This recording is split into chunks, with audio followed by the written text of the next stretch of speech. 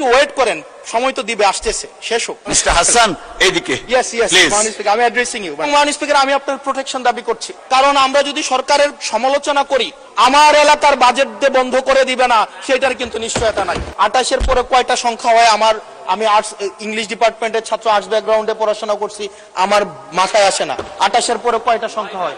28-এর পরে না, 28-এর পরে 9টা না, এটাও হয় নাই। 28-এর পরে 28 লক্ষ কোটি টাকা বিদেশে পাচার করা হয়েছে।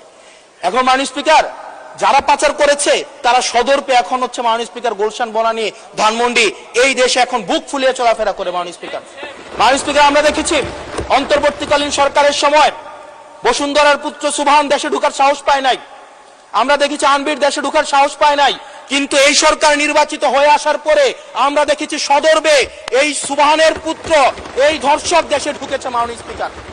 মাননীয় স্পিকার, অন্তর্বর্তীকালীন সরকারের সময় দুর্নীতি দমন কমিশন বসুন্ধরার বিরুদ্ধে মামলা করেছে, আমরা দেখেছি।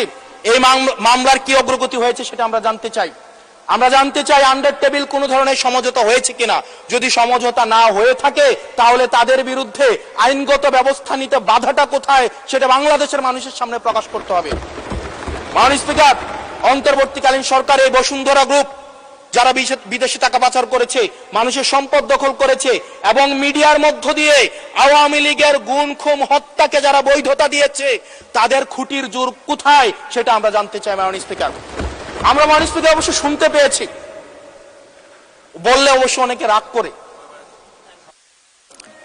মাননীয় সদস্য, আপনার সময় শেষ হয়ে গেছে, তারপরেও চিফ হুইপ মহোদয় অনুরোধ করেছেন আরো 3 মিনিট বাড়ানো হলো। থ্যাংক ইউ মাননীয় স্পিকার। মাননীয় স্পিকার, আমরা শুনতে পেয়েছি বা দেখতে পাই এবং সরকার দলেরই অনেকে মাঝে মাঝে আমাদের কাছে এসে দুঃখ প্রকাশ করে যে আসলে আমরা জেল খেটেছি, আমরা কষ্ট করেছি, আমাদের সন্তানদের সাথে আমরা থাকতে পারি নাই, কিন্তু আমাদের দলে কিছু কিছু মানুষ বসুন্ধরার অ্যাডভাইজর হিসেবে কাজ করে, তাদের মিডিয়ার অ্যাডভাইজর হিসেবে কাজ করে। মাননীয় স্পিকার, যেই মিডিয়া তারেক রহমানকে, মাননীয় প্রধানমন্ত্রী তারেক রহমানকে দেশদ্রোহী হিসাবে ফ্রেমিং করেছে, সেই মিডিয়ার অ্যাডভাইজর হিসেবে আজকে বসুন্ধরা গ্রুপে আজকে এই সরকার দলীয় সংসদ সদস্যদের অনেকেই তারা সেখানে যুক্ত। মাননীয় স্পিকার, এটা আমাদের জন্য না, বরং তাদের সহকর্মীদের জন্য এটি তাদের হৃদয়ে রক্তক্ষরণ হয়, সেটি আমরা জানি। মাননীয় স্পিকার, এই বসুন্ধরার বিরুদ্ধে যারা কথা বলে তাদের বিরুদ্ধে মিডিয়া লেলিয়ে দেওয়া হয়।